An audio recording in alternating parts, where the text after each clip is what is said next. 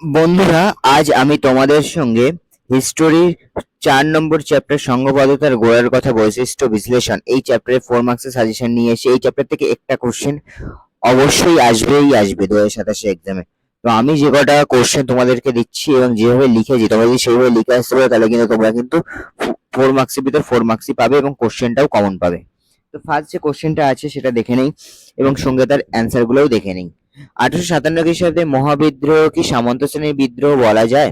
ভূমিকা: 1857 সালে বিদ্রোহ ছিল ব্রিটিশ শাসনের বিরুদ্ধে ভারতের প্রথম বৃহৎ সশস্ত্র আন্দোলন।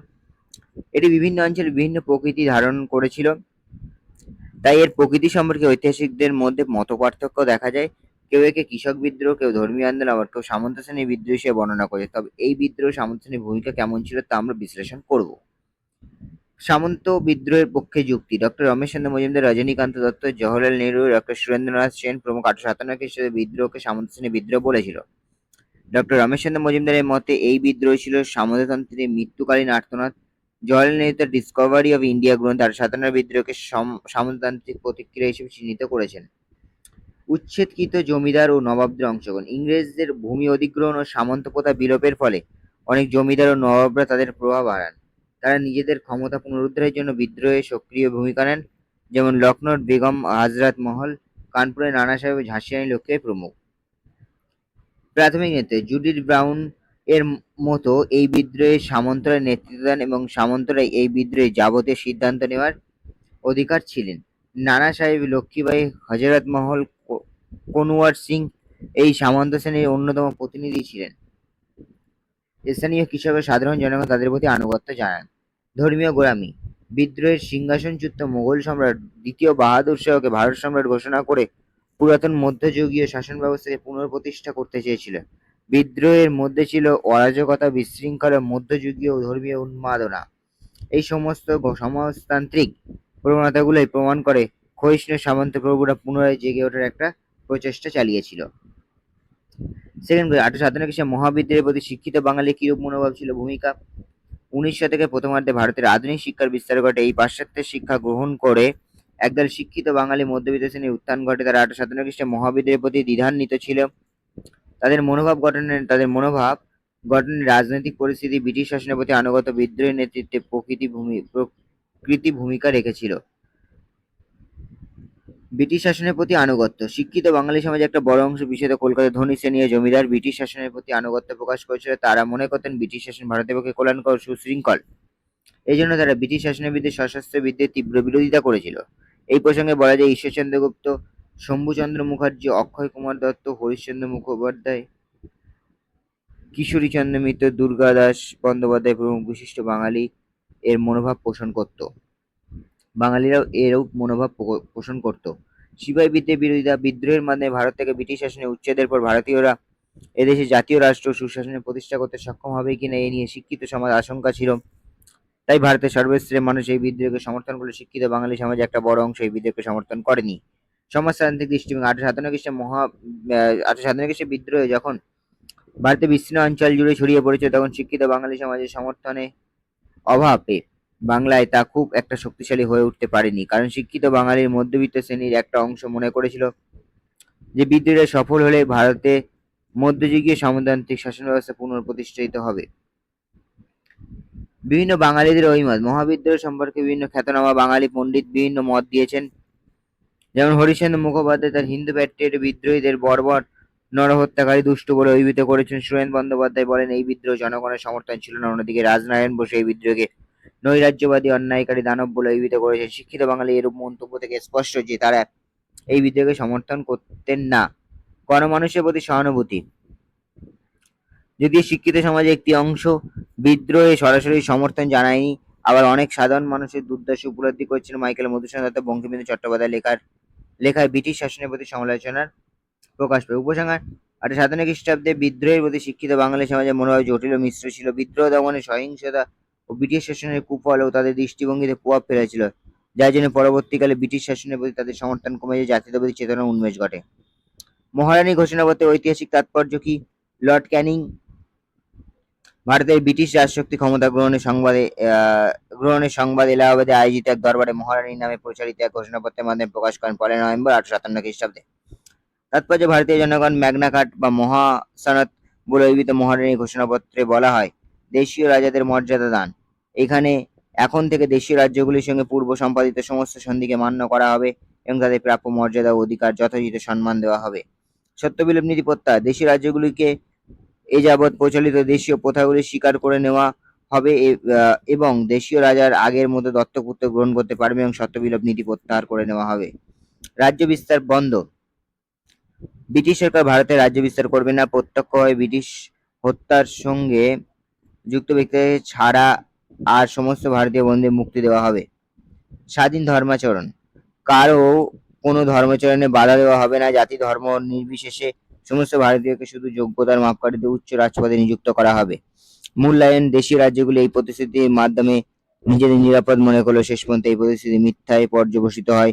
বস্তুত মহারানীর ঘোষণাপত্র একটি রাজনৈতিক কৌশল বা ধাপ্পা মাত্র। বঙ্গভাষা প্রকাশিকা সভা প্রথম রাজনৈতিক প্রতিষ্ঠান কেন?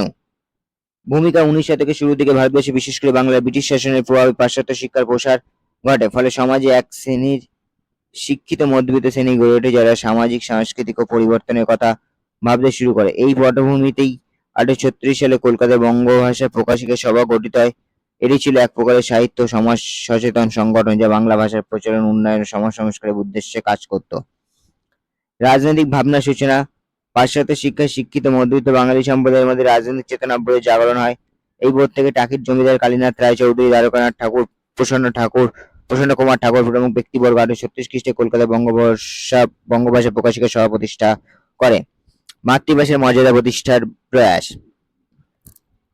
1825 খ্রিস্টে ব্রিটিশ সরকার ইংরেজি ভাষাকে সরকারি স্তরে গুরুত্ব দেয়। এই প্রেক্ষাপটে বাংলার ভাষা শিক্ষা ও সাহিত্য চর্চা যাতে উপেক্ষিত নয় সেজন্য 1836 খ্রিস্টাব্দে বঙ্গভাষা প্রকাশিকা সভা প্রতিষ্ঠা করা হয়।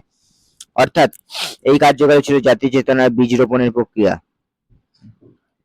যুক্তি নির্ভর রাজনৈতিক মত প্রকাশ, ব্রিটিশ রাজনৈতিক প্রতিষ্ঠানগুলির রাজনৈতিক বিষয় নিয়ে যেমন যুক্তিতর্কে বিশ্লেষণ চলত, অনুরূপভাবে বঙ্গভাষা প্রকাশিকা সভাতেও রাজনৈতিক বিষয়গুলি নিয়ে যুক্তি ও তর্কের মাধ্যমে বিশ্লেষণ চলত। দেশবাসীর অধিকার রক্ষা, বঙ্গভাষা প্রকাশিকা ছিল এমন একটি মঞ্চ যেখানে সমাজের নানা সমস্যা নিয়ে আলোচনা হতো। নারীর অধিকার শিক্ষার প্রসার, বাল্যবিবাহ রোধ, বিধবা পুনর্বিবাহ ইত্যাদি বিষয় নিয়ে সবাই মত বিনিময় হতো। এই সকল আলোচনা ছিল সমাজ সংস্কারের এক ধরনের সূচনা যা ভবিষ্যতে রাজনৈতিক চিন্তার দিকে মানুষকে উদ্বুদ্ধ করে। কর আরোপের প্রতিবাদ, 1828 খ্রিস্টাব্দে রেগুলেশন অ্যাক্ট প্রয়োগ করে ব্রিটিশ সরকার নিষ্কর ভূমির ওপর কর আদায় শুরু করলে বঙ্গভাষা প্রকাশিকা সভা তার প্রতিবাদ জানায়। উপসংহার, বঙ্গভাষা প্রকাশিকা সভা ছিল সেই সময় এক সাহসী যুগান্তকারী পদক্ষেপ যা ভারতীয় রাজনৈতিক ইতিহাসে এক নতুন দিগন্ত উন্মোচন করে।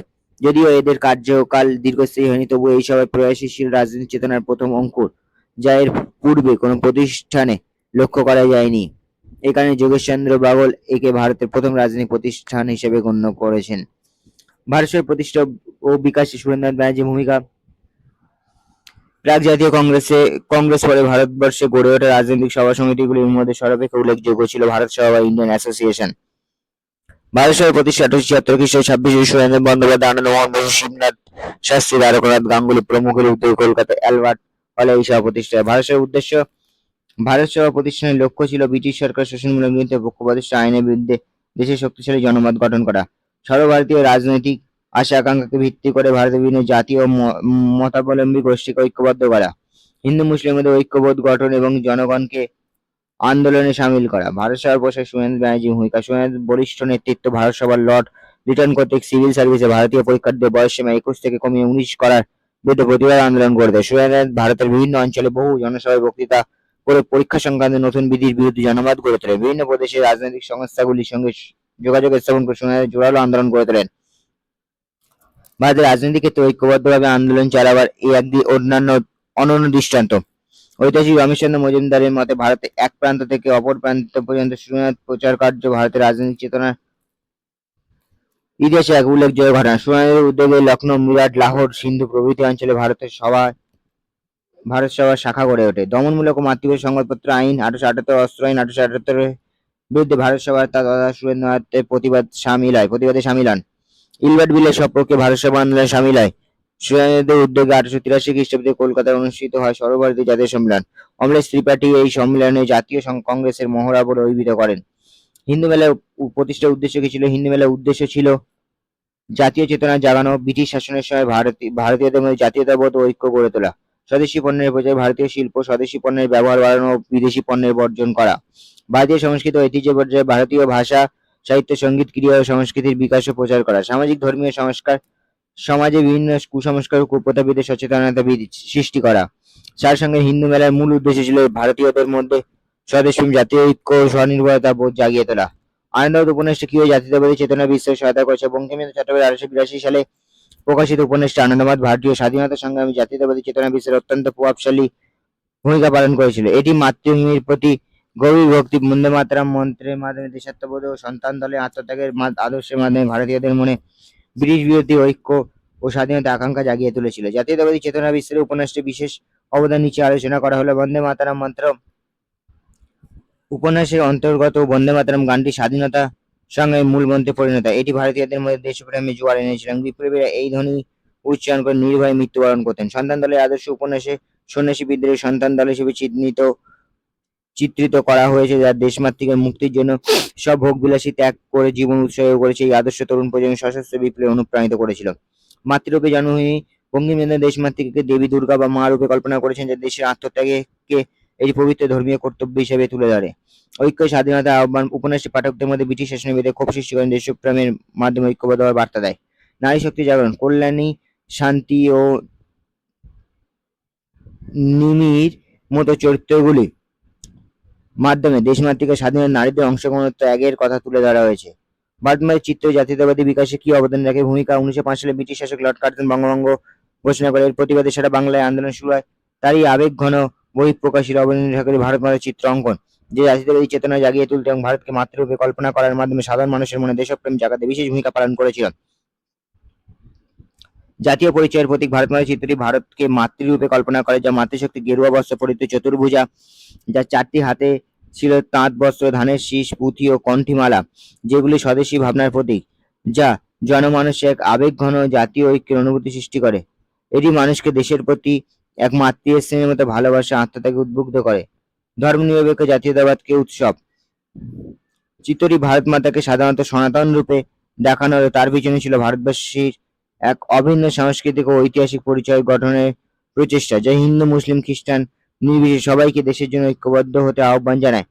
ব্রিটিশ বিরোধিতার প্রতীক, ব্রিটিশ শাসনের বিরুদ্ধে প্রতিরোধ ও স্বরাজের আহ্বানে এই চিত্রটি এক প্রতীকী অস্ত্র হয়ে ওঠে। ভারত মাতা যেন পরাধীন ভারতের মুক্তির আহ্বান জানাচ্ছেন, এমন ধারণা জনমনে গেঁথে যায়। বিপ্লবী স্বাধীনতা সংগ্রামীদের প্রেরণা, বিপ্লবী সংগঠনগুলির কাছে ভারত মাতা ছিলেন সন্তানদের প্রতি মায়ের অভয় শক্তি ও স্বদেশিয়ানা। তাই তারা ভারত মাতার মুক্তির জন্য নিজেদের জীবন উৎসর্গ করতেন। এই ভাবনা জাতীয়তাবাদকে আরো দৃঢ় করে। উপসংহার, 19 শতকে জাতীয়তাবাদের বিকাশে ভারত মাতার চিত্রটি কেবলমাত্র একটি শিল্পকর্ম ছিল না, এটি একটি সাংস্কৃতিক রাজনৈতিকের প্রতীক, যে জাতীয় ঐক্য, আত্মত্যাগ ও স্বাধীনতার অনুপ্রেরণার উৎস হয়ে ওঠে। বন্ধুরা, আজকের ভিডিওটা এই পর্যন্তই। যদি ভিডিওটা তোমাদের ভালো লেগে থাকে তাহলে অবশ্যই লাইক, কমেন্ট, সাবস্ক্রাইব করে দিয়ে পজিটিভ চ্যানেলের সাথে যুক্ত হয়ে থাকো। আর যদি তোমরা এটা পিডিএফ বা ডক্স আকারে পেতে চাও, অবশ্যই কমেন্ট বক্সে কমেন্ট করো। ডেসক্রিপশনে আমার নাম্বার দেওয়া থাকবে, নাম্বার থেকে মেসেজ করতে পারো। আর আমি পরের ভিডিওতে আমি সব কটা এর পরে ভিডিওগুলোতে আমি সব চ্যাপ্টারে এরকম সাজেশন ভিডিও দেখো দিয়ে রেখেছি, তোমরা গিয়ে পড়তে পারো।